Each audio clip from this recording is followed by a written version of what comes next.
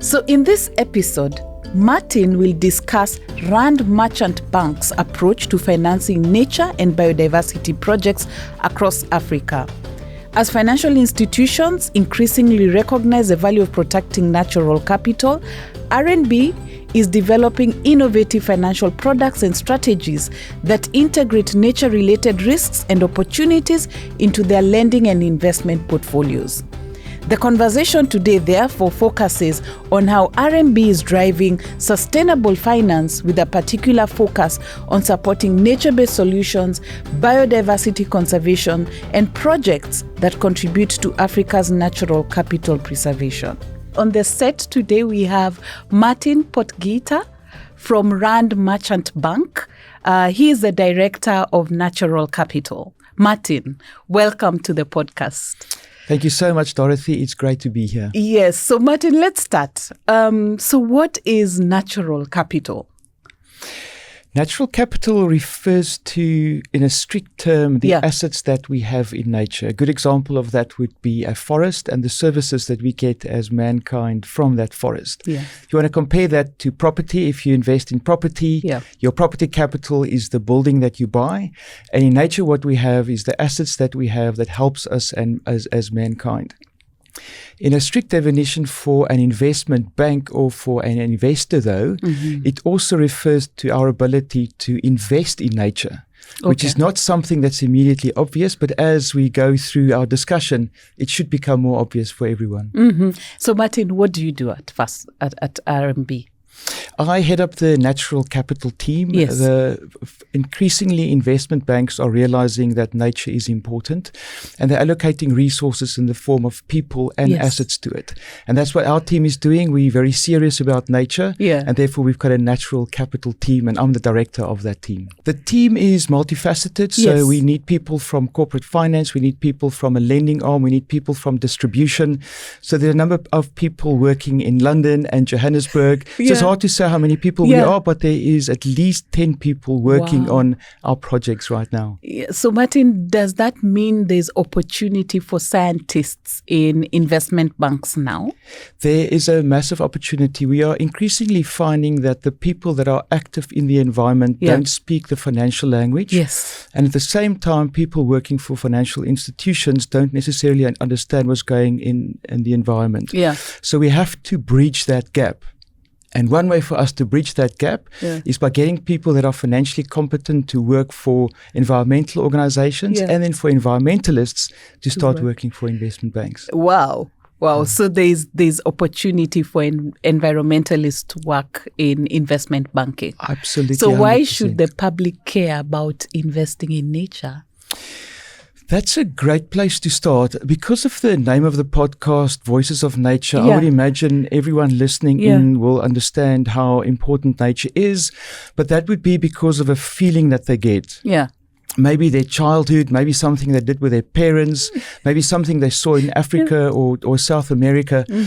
But there's some hard, cold facts that we also need to consider when we think about nature, how important it is, and why we should care about it. There's a number of reasons. I'll talk you through some examples, maybe. Yeah. Please. I'll give 4 reasons. The first reason I would say is because of the link between nature and climate change. We all know that when there's a fire in the Amazon rainforest or deforestation, it has an impact on climate change. We read about that every day. Okay. But it's a lot wider than that. How does animals or biodiversity, which refers to the variety of animals that you have in an environment, how does that impact on climate change? And it's very important for us to understand that because we all know that climate change will affect animals, but the question should be how do animals and biodiversity affect climate change? Because that will help us determine how important it is just from a facts and figure point of view. So a quick example is in the Serengeti, and that's a magical place. Everyone has seen the Serengeti on TV. Yes. The hundreds of thousands of wildebeest crossing the river and the crocodiles lying in wait. Yes. It's oftentimes narrated by that David Attenborough, that magic voice. Yes. And we either cheer on the wildebeest or the crocodiles, depending on which side maybe you depending on what kind of day you had, exactly. or the like. Yeah. But about 7 to 8 decades ago, the number of wildebeest reduced from 1.3 million to 300,000. So 1 million wildebeest was lost. Now, we would not think that has any impact on the savanna or its ability to either absorb carbon or emit carbon. But now the wildebeest has returned, fortunately, to their former number. And now scientists can study what the impact was of the disappearance of the wildebeest on climate change. And remarkably, they found that each wildebeest will per year absorb 4 tons of carbon. And it's a remarkable statistic because remember, there's 1.2 to 1.3 million of them. And how it happens is in the absence of wildebeest, the dry grass in the dry season will burn. And it will not just burn more often, it will burn with more intensity. So it affects the health of the soil. Yes. Whereas in the presence of wildebeest, you have them eating the grass. It gets recycled in the form of dung. Yes. Then there's millions of dung beetles that bury that carbon under the soil. Yes. And therefore you have the Serengeti is a wonderful carbon sink. But if you take the wildebeest away, it becomes an emitter of carbon. Wow. Maybe I'll give you another example. That's interesting. I've had the privilege of spending hundreds of hours in the African bush looking at elephants. Yes. Now, an elephant is a very destructive animal. Yeah. Don't know if you've ever spent time with one, but they push over a tree and they will eat there for 5 minutes, only 10% of the tree, and then they move on. And they use one path. They use the same corridor. Yeah, 100%. That is so true. Yeah. And now, remarkably, recently, studies have shown that forest elephants, in the presence of them, any forest in Africa, so the African forest elephant, where they're present, they will absorb 7% more carbon, the forest area.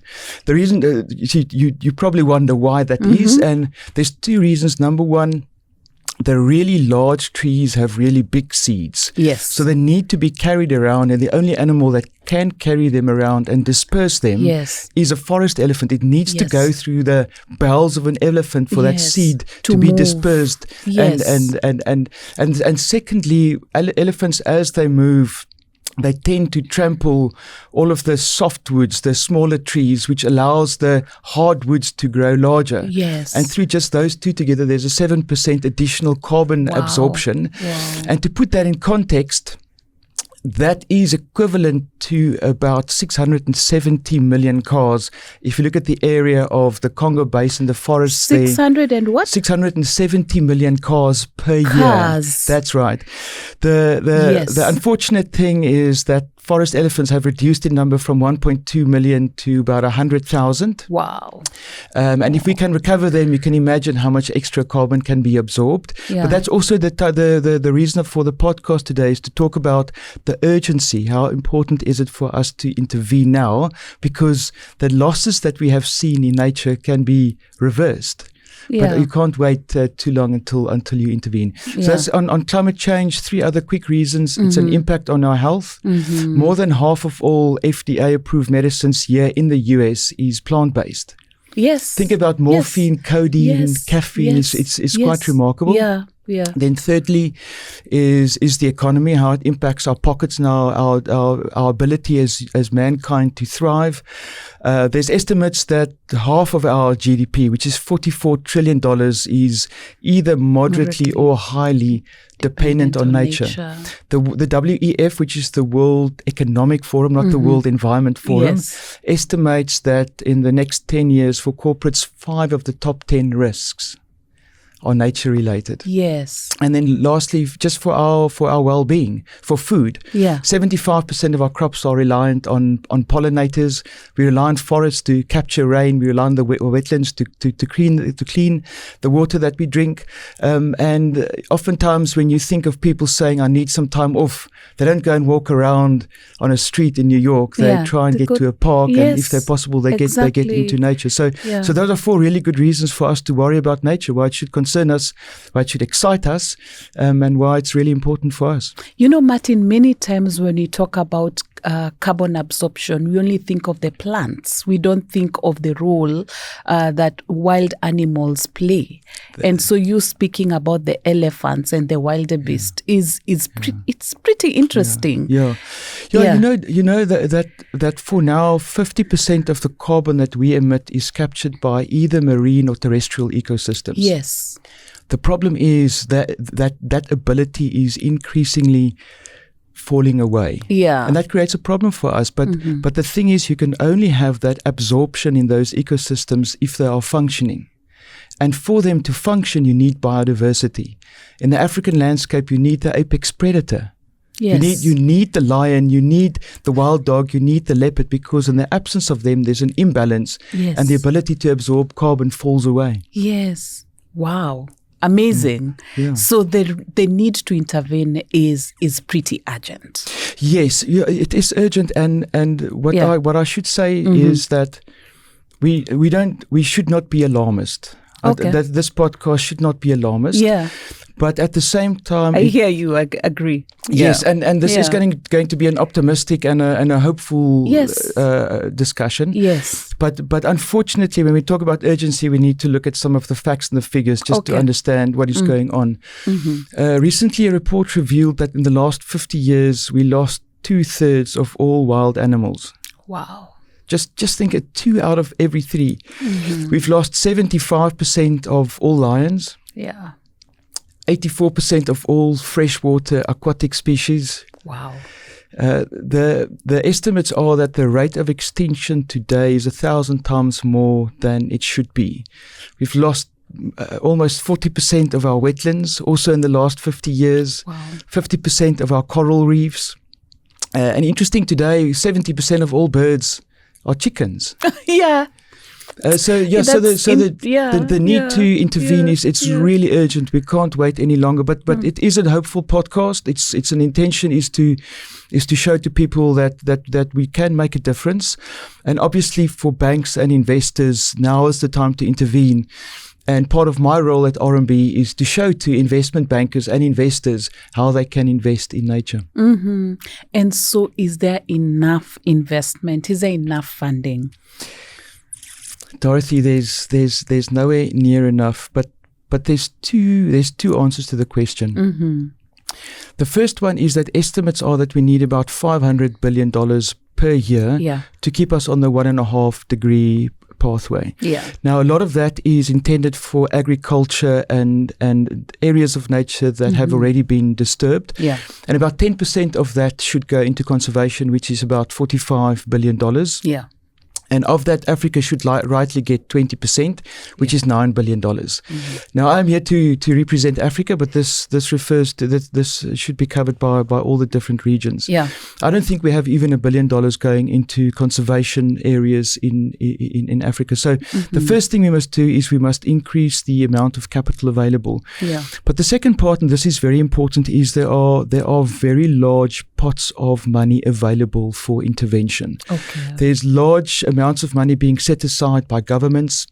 Governments are doing great jobs also in getting biodiversity schemes, offset schemes, and the like into place. We've got the Jeff spending more than $1 billion per year. Yeah. We've got philanthropists very active in Africa looking after really large landscapes. We've got investors. About a year ago, 15 different asset managers committed all of their assets towards better custody of nature. It was $15 trillion that they are managing. So there is a lot of money available, but it's quite hard for those entities to get money to the right place. Which begs the question then, is there enough opportunity? Are there organizations, entities, landscapes that can absorb that amount of money? And the answer is absolutely yes. Some of even just in the regions of Africa that we work, which is mostly south of the equator, the need for money is huge. I can think now of, we're working with 3 different implementers, and their annual need is in the region of $350 to $400 million.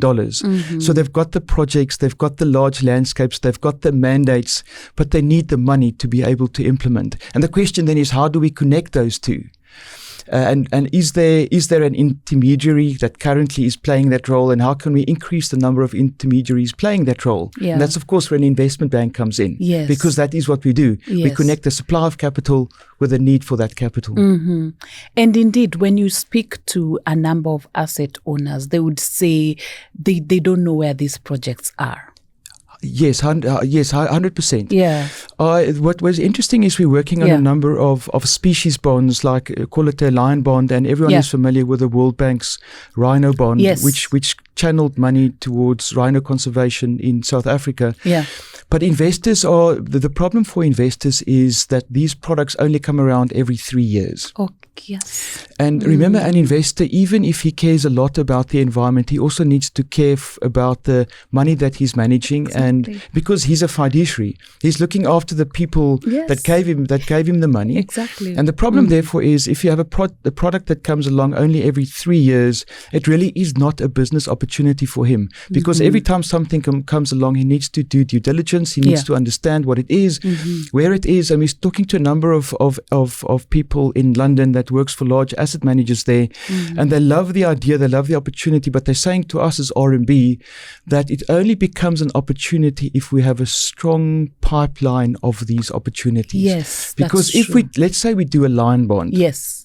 The world loves lions. We all know about Lion King, all of the movies. Yes. It's very sad to think that we've lost 3/4 of our lions. It's a highly threatened species now, and there's targeted poaching. Yeah.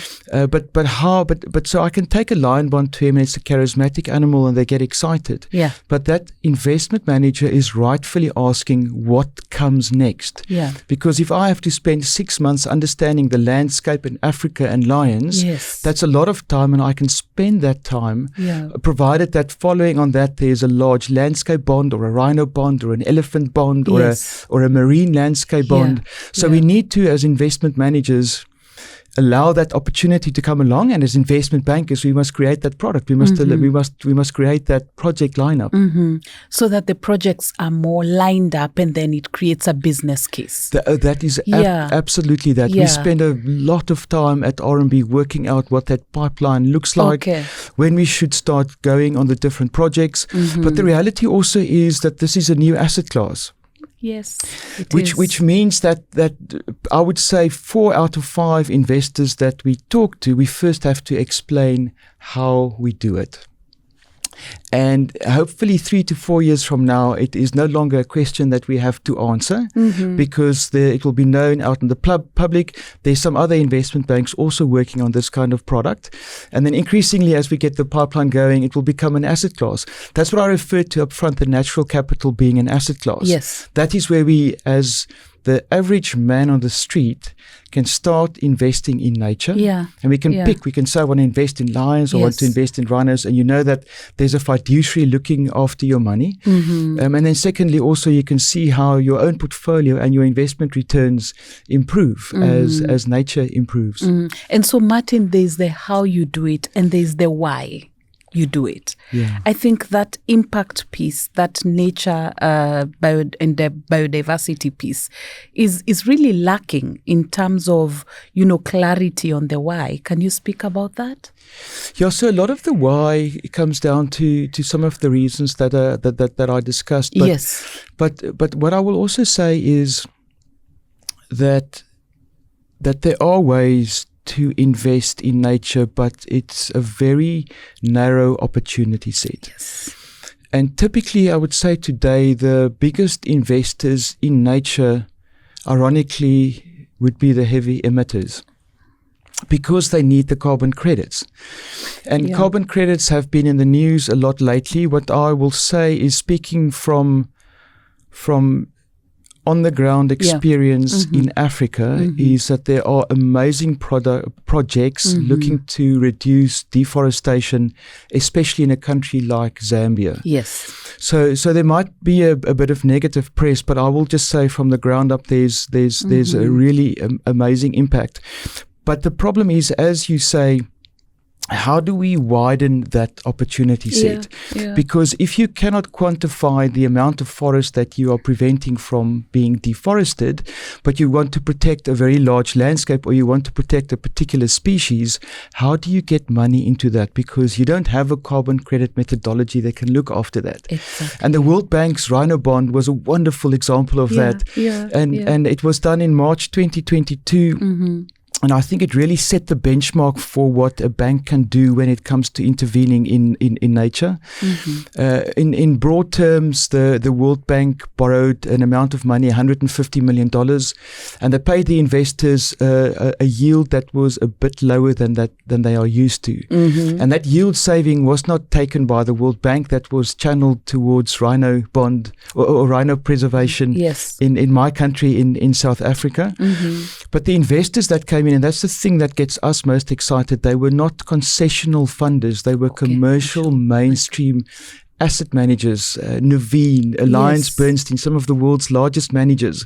Now, because they are commercial, they're not happy to accept that reduction in yield. Yes, of course. So what the World Bank's bond does is at the end of the term, at the end of 5 years, it considers the health and the growth of the rhino population in 2 parks in South Africa. And then depending on the success of the intervention, the investment returns get increased. Up to the point where those investors who took a yield cut actually outperform what should have been a benchmark asset for them when they initially went in. And what's interesting about the World Bank is in discussions with them, I've said to them, what are you doing next? And they are busy working on a new exciting bond. But what we need to get right is we need the investment banks in different parts of the world to start replicating what the World Bank did. They did a great job, but we can't just rely on them. We need an RMB in Africa to do it. We need a bank in Central America, a bank in Latin America, a bank in Southeast Asia to do the same. So we're busy replicating that. There were some great features to it, and that's where we believe we're going to get money into threatened species, but also into really large landscapes where they are too undeveloped to attract tourism revenue. The government does not have the money. The philanthropists they focused on other areas. So how can we get that capital to those areas? And that's what we're busy working on. And is that what you just described? Is that what you call outcomes-based payments? That is exactly what we mean by that. Yes, and I think it's important to say that there's a lot of sustainability-linked loans and the like, and oftentimes what happened there is the investors say that if the company that issues the bond, if they do very well in their KPIs, then the yield will step down a bit, and the funders are happy to accept that because they know they when their investment returns go down, they do good. These bonds work differently because if the underlying project does well, then the investment returns go up. And we believe that for nature, that is what we want.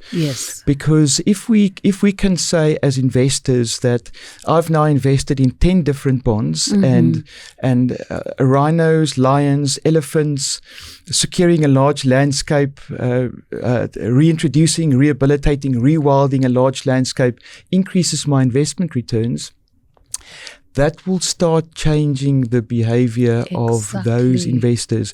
For example, most of us belong to a retirement fund or a pension fund, and once a year we get a report to say that on our pension, let's say you've got $100 in there, you had a 10% return, and it's 1% higher than most other managers would have earned.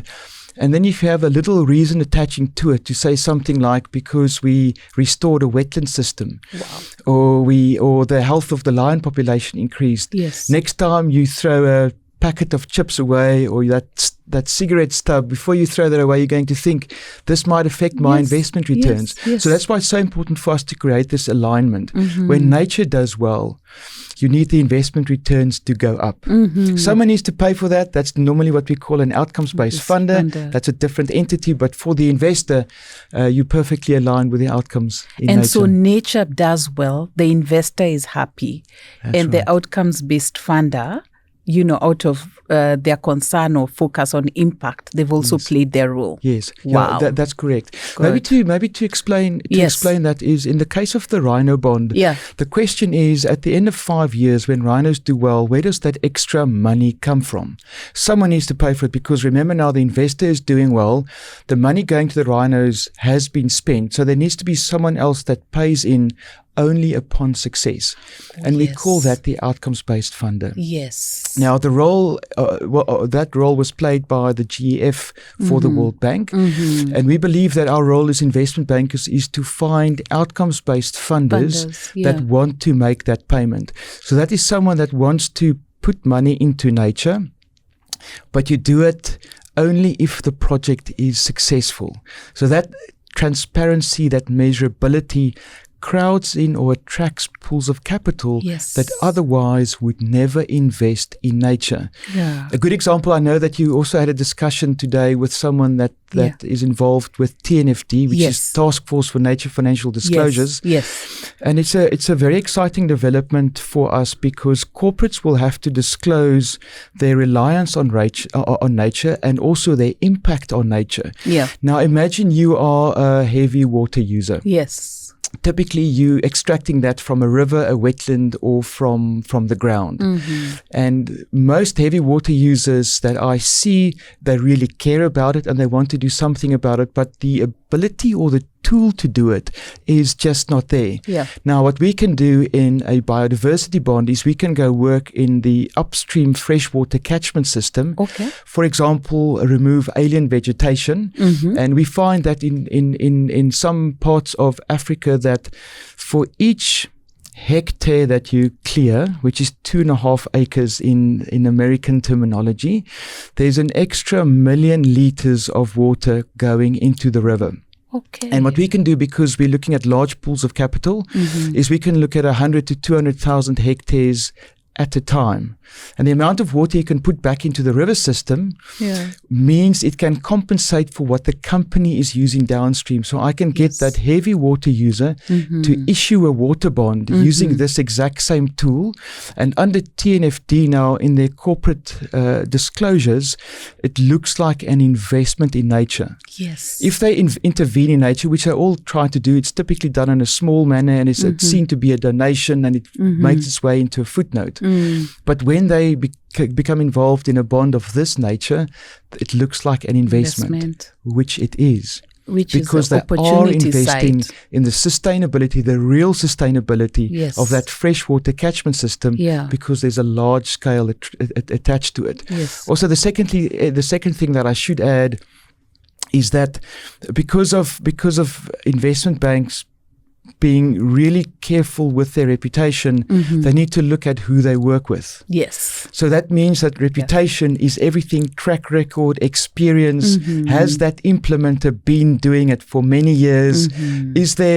What is the risk of the project not working? And once we've taken that through due diligence, we know that the project is going to work. And therefore, increasingly, companies can get involved and thereby fund biodiversity, healthy ecosystems, and animals.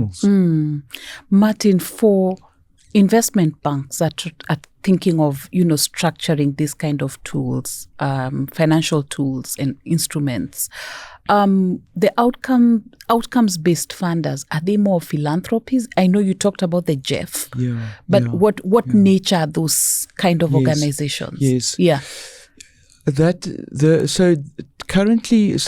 Currently funding for nature comes from 3 main pools. Yes. It's governments, philanthropists, and tourists. Yes. That's really where the money comes from to look after nature. But then you also have public entities like the GF spending really large amounts on nature, more than $1 billion on average, and that clearly makes a big difference. But I would be really concerned if we create new financial tools and we're really just channeling that money into different pots. Okay. We have to create new pools pots, of new capital. pools. And our belief is that you need to look at two things to do it, is where are the largest pools of capital, and then secondly, can you attract those pools of capital? Now, if you look at the world of bonds, on average, $2 trillion of new bonds get issued every single year. Wow. Just think about that number. Wow. And the Rhino bond was $150 million. So in percentage terms, it's 0.00 something. It's just such a big number. But most of that money is used to fund corporates, to purchase properties, acquisitions, and the like. So the question then becomes, how can we direct more of that money towards nature? Because that money currently is not coming towards nature. So the first answer would be to attract that pool of bond capital. We need a portion of that $2 trillion. But then we as RMB, we've identified 6 other pools of capital that are looking to fund nature, but they don't have the method to do it right now.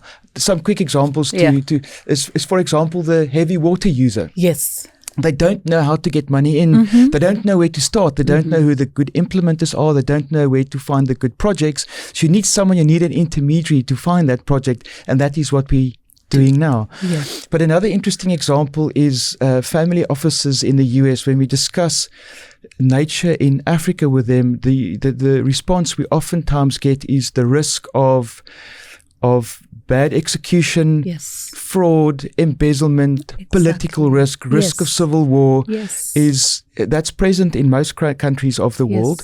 But the problem is Africa is in a different time zone. And if you put your money as a family office in the US into Africa, you want to be able to control what the outcomes are, but it's a different time zone. You have to fly out. So it can't work. But remember, when you become an outcomes-based funder in these bonds, is if the project fails, you don't pay for it. So we take all of that risk away. Exactly. So suddenly that new channel to fund money or to fund nature in Africa, it opens up. And another good example is we're working with high net worth investors in Europe, a particular family office that's looking after 3 different families. It's private equity. Every time they sell something, the money becomes available, and the families want to intervene. They want to do something. Yes. But they're saying that the money cannot just be given to any implementer or to any NGO because it's not clear where the money is going. Now, and they're saying, show me something where I can give my money away and you measure the impact for me. And that is exactly what you're doing. Let's say you're doing a lion bond. Yes. And you start in a really large landscape where currently there's a problem with the lions. There's either not enough prey species, or there's not enough water points, or there's too much poaching. If we intervene, you can, let's say you're working in a landscape, and this is an actual project we're busy working on. It's close to a million hectares, or it's actually slightly in excess of 1 million hectares, and we're putting a part of that aside. And in that area, there's at the moment probably only 20 lions, and it should be 200 to 300 lions. Now, if we take that high net worth investor and we say to them, you're putting your money into this, and at the end of 5 years, if we are successful in getting the lions from 20 to 200, your money was used for that. If we fail in achieving that target, you get your money back. So we've identified 6 of those. So you take on that risk. Yes, and who takes on that risk? It's the investor. Yes. Because the investor is underperforming on day one by not much. His capital is protected. He's underperforming by, let's say, 1.5% a year. But he's going to do due diligence on the project. He believes he's going to get his benchmark return. Yes. But if the project fails, then he ends up being the payer of that project. Exactly. And that is how it should work. There is an element of risk transfer. Yes. And it was quite interesting in many conversations that we've had with bond investors. We keep saying to them, you do understand that even though the base case here is that you're going to perform in line with your benchmark, there's the risk that you are going to underperform. And the bond managers increasingly say to us, but in every single investment I make, there is the opportunity for me to underperform and outperform. Yes. This is no different. If I can do my testing and my analysis and my due diligence on the project, and I confirm that I'm comfortable with the risks, yes, then I also believe that I'm going to outperform. Yes. And the bond manager will do the same thing for any other asset that he invests in, and the same goes for any other stock investor. Mm-hmm. And you know, you've talked about very many different, you know, parties. Yes. And so let's talk about the partnerships side. Partnership. Yes. It's such a meaningful word.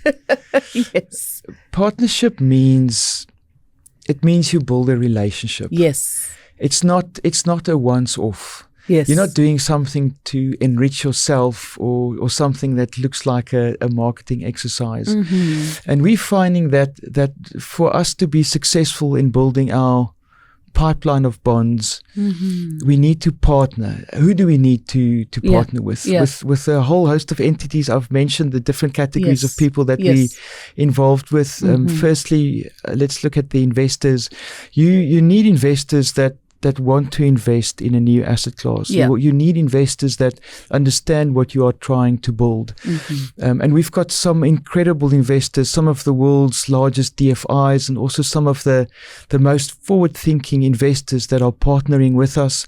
And we say to them that we're going to work on these projects with them for up to a year, sometimes even a bit longer than that. And the intention is to bring them in as early as possible so they feel like they are co-creating it with us. Obviously, we need to partner with the outcomes-based funders, and there's some large entities all over the world that are looking to do that. But another very important partnership that we have to build is with the underlying implementers. Yes. Those are the entities on the ground working with the local communities, employing thousands of people, and we need to understand how they go about their daily jobs. Do they look after their staff? Do they look after the communities? Do they look after healthcare? Do they look after the social environment? All of those things are really important to find a good project, and that's not something that you can discover within 1 or 2 months worth of work. It's long-term partnerships, spending time on the ground. We've got a very exciting site visit coming up where we've got investors from Washington, New York, and London flying out to Africa to a landscape where it's of such a big size that you probably have 1 or 2 humans passing through per year. Wow. Flying in, spending time in a tent, understanding the size of the landscape, what the opportunity is, and that connection, that partnership is something that should last for 10 to 20 years as we build out this asset class. So partnerships and especially getting the investors to understand what is happening on the ground, including the impact to the communities. 100% is very, very yes, 100%. And I will also say that I'm finding that organizations like Anchor, African Natural Capital Alliance, DFIs, there's a network of people looking to make a difference. And every time I pick the phone up to one of those, they say to me, have you spoken to this person? Have you spoken to that person? Then you start talking to that person and they say, have you spoken to this person? Have you spoken to that person? And that's how the network builds. But you cannot do that if you say to all of them, we are RMB, we're going to do a lion bond. Are you excited? But when the message is we're building a pipeline of these, we're working with African parks, peace parks, the Nature Conservancy, and we're building it with each one of them. We're building a pipeline of 10 to 15 projects. Then it gets exciting. Then people want to partner, because the other thing of partnership is you need parties that want to partner. It's a very unhealthy partnership if you have one partner pursuing it and the other one is not pursuing it. But we're finding that those partnerships are very healthy and very productive for everyone, and hopefully one day for nature as well. Yes. And let's talk about the challenges. What challenges are you seeing? There's a host of challenges. Yes. It is brand new. Every time we speak to an investor, we have to explain again how it works, what it is we are planning to do. And our hope is that it is not just us creating these products, but that there's other investment banks and other banks in the world doing the same. And the good news is that there is a lot, but it's going to take a lot of work to develop this asset class. The other challenge is for these implementers. Many of them work at a very large scale already. One of the ones that I mentioned have an annual budget of $130 to $140 million. Wow. That's a big amount of money, yes. but that needs to double. Oh, yeah. And the project pipeline is there for them, but that means that you have to double your operations, double the number of staff. So obviously to scale up is going to require big investment, and then you have to have the belief that this is sustainable. If there's only 2 or 3 bonds, we're going to get a lot of extra money into nature, but it's going to last for 5 years and then the money is gone. So we have to build this asset class where we've got many banks providing products, portfolios, pipelines out into the market so that it becomes investable. And then another challenge that we have found is that we as investment banks need to talk their language. We need to develop those skills, because if an NGO comes to us and say that they're involved in this big project in Africa, how do we know if it's a good quality one? How do we know if it's a good landscape, if it is recoverable, if they should intervene there? What's the community relationships? So there's a big challenge for us as banks to make sure that we pick the good projects, and the ones that are not qualifying yet, how do you get them to the point where they are investable? And so the last challenge I will talk about really is for the implementers. Those are the people that are on the ground implementing these big projects. For them, this is also new. We are trying to create funding for them that's long term, because oftentimes these implementers raise money on an annual basis or on a biannual basis, and that just cannot work, because how do you plan for 10 years in the landscape if you only have funding for the next year? Exactly. That cannot work.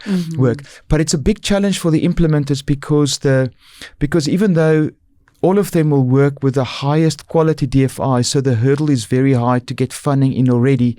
When you get investors in, there's a new hurdle that you have to clear, because investors, unfortunately, are mostly looking at facts and figures, investment returns. Exactly. Nature is important, obviously, yes. but because you're a fiduciary, you have to make sure that your money is going to be safe.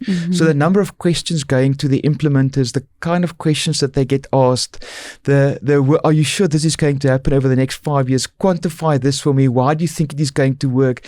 Is your insurance in place? Do you have the right systems, HR systems, employment equity, all of those things that investors are worried about that possibly your existing funders were not that concerned about. So it's a big challenge for implementers. It's a lot of extra work if you want to get a bond done. But the carrot obviously is that you're going to get funding for the long term. We're attracting new pools of capital. And our view is that you can maybe increase the pools of capital, philanthropy, government and tourists by 10% a year. It could be possible. But we need to increase that by 10 to 20 times. 10 to 20 not times. 10 to 20%. And that comes from new pools of capital. And that comes from these bonds, debt for nature swaps, carbon credits, biodiversity credits, all of these very interesting financial tools. We need all of them to work to get all of that money into nature. Wow, Martin, it's amazing what you're doing at RMB. And just final words, what's your dream? If you had a magic wand and you had the opportunity to change something and to see a certain outcome, what would it be? My dream would be that as I walk around here on the streets in Manhattan, and I look at the press and how they applaud and cheer on people paying $30-40 million for a penthouse. Wow. That we will have nature at the point where when wealthy individuals start spending that amount of money on a wetland or a coral reef, the press does exactly the same. Wow. And then secondly, that the average man on the street, so that's you and me, have the opportunity to invest in a wetland and a coral reef. And that's not a donation. That's not just money I'm giving away. I'm investing in it because I know it is an asset and I can actually make a return on it. That is my dream. Wow. Ladies and gentlemen, I can't add more to that. Martin, thank you very much for the time, and thank you for sharing your insights. You know, it's amazing how passionate you are, and whenever you speak, I get to learn quite a lot. And I believe our listeners and our viewers will learn quite a lot from this session. Thank you for spending your time out of a busy Manhattan week, and glad to have you on the set, hoping that we can speak more over time. Thank you so much, Dorothy. And also thank you so much for this opportunity, but also for you being a partner to R&B and for connecting us to so many other people. Thank you, Martin. You're welcome. Let me say you're welcome. Ladies and gentlemen, that is Voices of Nature, a podcast by Anchor. And today you had Martin from R&B. Thank you very much.